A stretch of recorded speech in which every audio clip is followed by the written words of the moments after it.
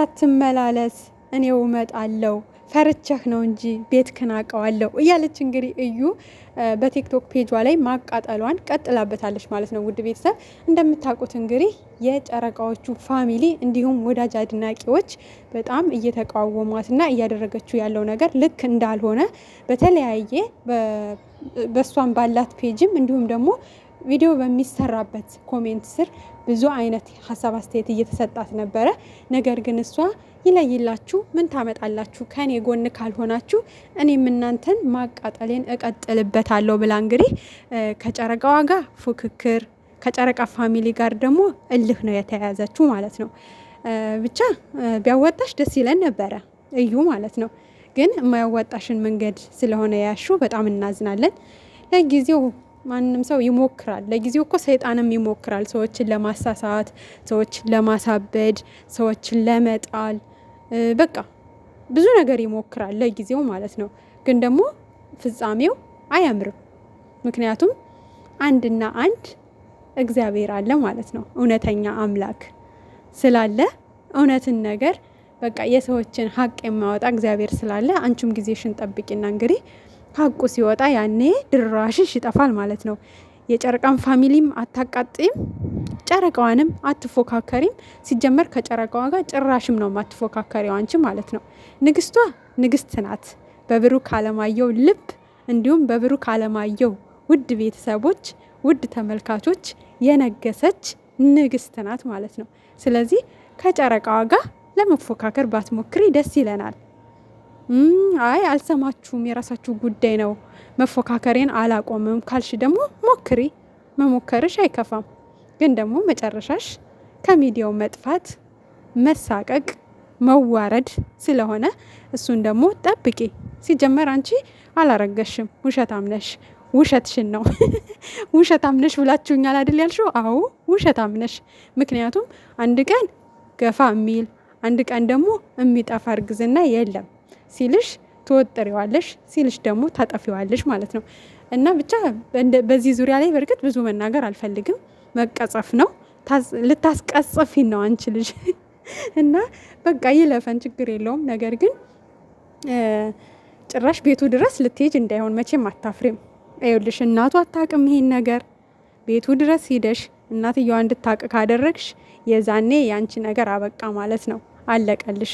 እናቱ ጋር እንዳደርሽ ቤተሰብ ክብር ነው። ገብቶሻል? ቅሌትሽን ውርደትሽን እንዳያሽ። ሲጀመር አንድ ሴት ልጅ ሳታገባ ቤተሰቦቿ ሳይመርቋት ሽማግሌ ሳይላክላት ወዳጅ ዘመድ ሳይመርቃት ዝም ብላ በሜዳ ላይ አታረግዝም። ገብቶሻል? ይህንን ውርደትሽን ይዘሽ ደግሞ የእሱ ቤተሰቦች ድረስ እንዳትሄጅ። ቤተሰብሽን አንዴ ያዋርደሻል። ገብቶሻል? እሱ ቤተሰብ ጋር ደግሞ ሄደሽ ቅሌትሽን እንዳትኮናነቢ፣ እናቱ ጋር እንዳደርሽ መልእክታችን ነው። ምክንያቱም እስካሁን እናትየዋ አታቅም። እናቱ ጋር ሄደሽ ደግሞ ሌላ ነገር ዝብርቅርቅ አድርገሽ እናትየዋን እንዳታሳመሚያት። ሀይሚ የታመመችው፣ ሀይሚ ያለቀሰችው፣ ሀይሚ ልቧ የተሰበረው እንዲሁም ደግሞ ኦዲየንስ ወዳጅ ዘመዳቻቸው በቃ የሚያውቁት በሙሉ ልባችን የተሰበረው ይበቃናል። እናቱን ሄደሽ ደግሞ እንዳሰብሪያት አደራሽን። አንቺ እኮ አታፍሪም፣ ኃይለኛ ነሽ። ኧረ አንቺ እናቴ ፈጣጣ ነሽ። ፈጣጣ ባትሆኝማ በዚህ ልክ ባልሄድሽ ነበረ። ለማንኛውም ግን የሰው ቤተሰብ እንዳትረብሽ እሺ። አዎ እንደዛ እንደፈራሽ ፈርተሽ ብትቀሪ ነው የሚሻልሽ እናትዬ። በኋላ እንዳትዋረጂ፣ ጥሩ አይደለም። ቤተሰብ የያዘው ነገር ደግሞ ጥሩ አይደለም። ገብቶሻል? ወንድሞቹ ምናምን ያው ሚዲያ ላይ ስለሆነ አውቀዋል መቼም አንዴ። ግን ደግሞ እናቱ ጋር ሄደሽ እንዳታፍሪ። እናቱ ሀይሚን በጣም ነው የምትወዳት። ሀይሚዬ ነው ምላት እኮ ነው የምትለው። አልሰማሽም እንዴ ቪዲዮ ላይ? መቼም ቪዲዮቸውን እየተከታተልሽ ስትቃጣይ ነው የኖርሽው አይደል እንዴ? ስለዚህ እርግጠኛ ነኝ አይተሻል እናትየዋ እንዴት እንደምትወዳት። በቃ በጣም ነው የምትወዳት። ስሟን ራሱ አቆላምጣ ሀይሚዬ ነው የምትላት። እና ማለት ነው እንዳትዋረጂ ልነግርሽ ፈልጌ ነው። ገብቶሻል? ምናልባት አምሮሽ ከሆነ ማለት ነው ወደዛ መሄድ አምሮሽ ከሆነ አደራሽን ብቅ እንዳትይ። የሰፈር ልጆች ራሱ ሊጣሉሽ ይችላሉ። እናቱ ጋር አያስገቡሽም። የምሬን ነው ምልሽ። ደግሞ አንዱ ገፍትሮሽ ወርቀሽ በቃ እንደዚህ ሆነ እኮ ልጁ ገፍተውኝ ወድቄ ምናምን ምናምን እንዳትይና እንዳታሳብቢ፣ ስበብ እንዳትፈልጊ ማለት ነው። ስለዚህ ራሽንም ጠብቀሽ ክብርሽንም ጠብቀሽ ባለሽበት ብትቆይና ነገሩ በቃ 2 ወር ቢሆነው ነው። ከ2 ወር በላይ አይበልጥም። ከዚህ በኋላ ያው 2 ሳምንቱ ተነሳለት። ስለዚህ 2 ወርሽን ጠብቂና እንግዲህ በክብር አስመርምረሽ አባትነቱን አረጋግተሽ ከዛ በኋላ ያው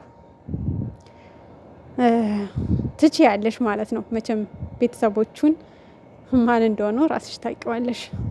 ስለዚህ የውሸቱ እርግዝና መቼ እንደሚወጣ ባናቅም ወይ ቀድሞ ፈጣሪ ያጋልጥሽ ይሆናል 2 ወሩ ሳይደርስ። በተስፋ እየጠበቅን ነው እኛማ ዛሬ ነገ እያልን ማለት ነው። ወይ አንዱ የሆነ ቦታ ላይ አግኝቶሽ እጅሽን ይዞ በቃ እርጉዝ አይደለችም ተመልከቱችን ውሸታም ብሏን ጠልጥሎ ሊያጋልጥሽ ይችላል። ወይ ደግሞ ፈጣሪ በራሱ ጊዜ ፊት ለፊታቸው ፌስ ቱ ፌስ እርግዝናሽ ውሸት እንደሆነ ሊያጋልጥሽ ይችላል። ለማንኛውም ግን ከቅምጥሌ ጋር አትወዳደሪ። ቅምጥሌ ጀግና ሴት፣ ክብሯን የጠበቀች የቤተሰቧን ክብር የጠበቀች የፍቅረኛዋን ክብር ጠብቃ የምትኖር ስነ ስርዓት ያላት ናት።